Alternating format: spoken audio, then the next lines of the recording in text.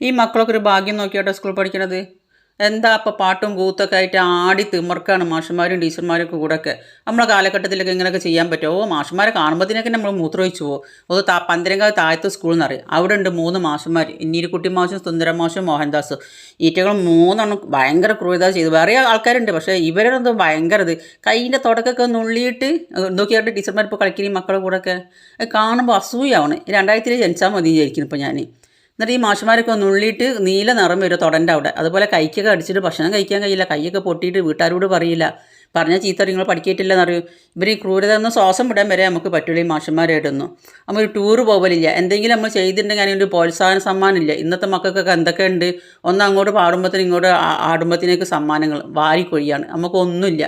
എന്താ ഭക്ഷണത്തിൻ്റെ കാര്യത്തിലാണെങ്കിലോ എന്താ ഇപ്പം നമുക്കൊക്കെ കിട്ടിയ ഭക്ഷണങ്ങൾ വെറും ഉപ്പുമാവാണ് കിട്ടിയത്. ഇവർക്കൊക്കെ എന്തെല്ലാം ഭക്ഷണങ്ങളാണ്, ഓരോ ദിവസവും ഓരോ രീതിയിലുള്ള ഭക്ഷണങ്ങളാണ് കൊടുക്കുന്നത്. നോക്കിയാൽ ഇന്നിപ്പോൾ നെയ്ച്ചോറും ചിക്കൻ കറിയൊക്കെ ഉണ്ടാക്കിയത്, അതൊക്കെ മക്കൾ. അതുപോലെ ബിരിയാണി ഉണ്ട്, ഒരാഴ്ചയിൽ ബിരിയാണി ഉണ്ട്, കോഴിമുട്ടയും പാല്, എന്തെല്ലാം തരം ഭക്ഷണങ്ങളാണ്. പിന്നെ എങ്ങനെ മക്കൾക്ക് സ്കൂളിൽ പോകാണ്ടിരിക്കാൻ തോന്നുന്നു? മക്കൾക്ക് അരിയല 2 ദിവസം ലീവ് എടുക്കുമ്പോഴത്തേക്ക് എനിക്ക് സ്കൂളിൽ പോകണേ, ഞാൻ ലീവ് എടുത്ത് വിട്ടിരിക്കില്ല. ലീവ് എന്തിനാ വന്നത് മക്കൾ മനസ്സിലാക്കില്ല, ചെറിയ പിള്ളേരല്ലേ.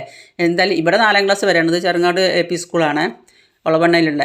അപ്പോൾ ഞാൻ പറയാം ഭാഗ്യം ചെയ്തവരാവും ഇന്നൊക്കെ ഞാനിപ്പോൾ മക്കളൊക്കെ കണ്ടിട്ട് എനിക്ക് അസൂയ ചെയ്യുന്നത്. എനിക്കൊന്നും ഈ കാലത്തിൽ ജനിക്കാൻ കഴിഞ്ഞില്ലല്ലോ എന്നുള്ളതിൽ. നമ്മളൊക്കെ മൊരട പിടിച്ചൊരു ജീവിതമായിപ്പോയി. എന്താ ചെയ്യുക? ഇനിയുള്ള മക്കൾക്കെങ്കിലും നല്ലൊരു ഭാഗ്യം ഉണ്ടാവുമല്ലോ. ടീച്ചർമാരൊക്കെ സന്തോഷം കണ്ടില്ല, മക്കളെ കൂടെ ആടി തിമിർക്കാണ്, പിന്നെ അങ്ങ് സന്തോഷം ഇല്ലാണ്ടിരിക്കുമോ?